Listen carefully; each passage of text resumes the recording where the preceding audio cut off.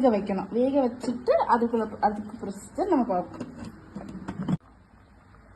Friends பாருங்கள், மீன் வெந்துருச்சு நல்லா.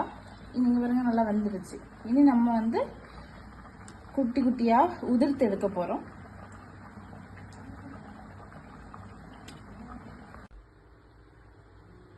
இப்படிதான் நம்ம வந்து மீனை பிச்சு அளவாக எடுத்துருக்கிறோம். முள் தனியாக எடுக்கணும், இந்த சதை தனியாக எடுக்கணும். ஏன்னா அப்போதான் மீன் புட்டுக்கு டேஸ்ட்டாக இருக்கும். அதனால முள் வந்து இடையில வந்து சிக்கிட்டு இருக்கும்.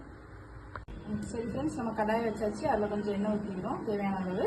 நிறைய ரொம்ப ஊற்றுறோம் அப்படின்னா கொஞ்சம் இது எண்ணெய் காஞ்ச பிறகு லைட்டாக ஜீரகம்,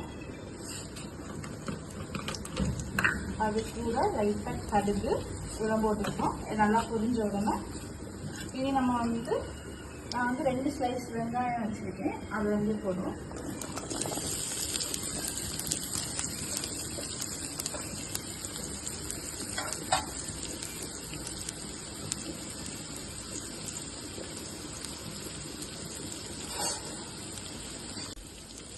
நான் ஒரு டிப்ஸ் சொல்கிறேன். வெங்காயம் நல்லா டக்குன்னு வதங்குறதுக்கு லைட்டாக உப்பு போட்டுக்கோங்க.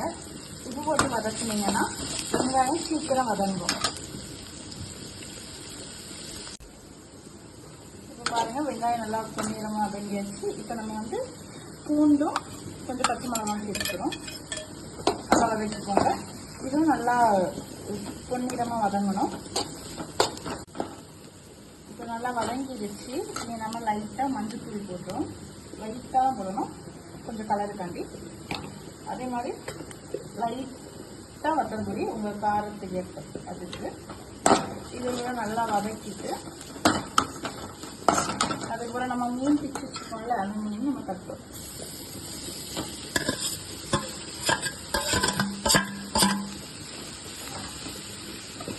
அது லோ ஃப்ளேமில் நல்லா வதக்கிக்கோங்க.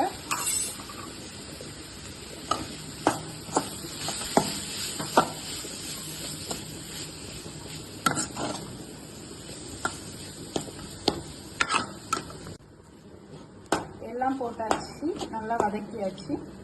இனி வந்து நம்ம இறக்கிடலாம். உங்களுக்கு தேவைன்னா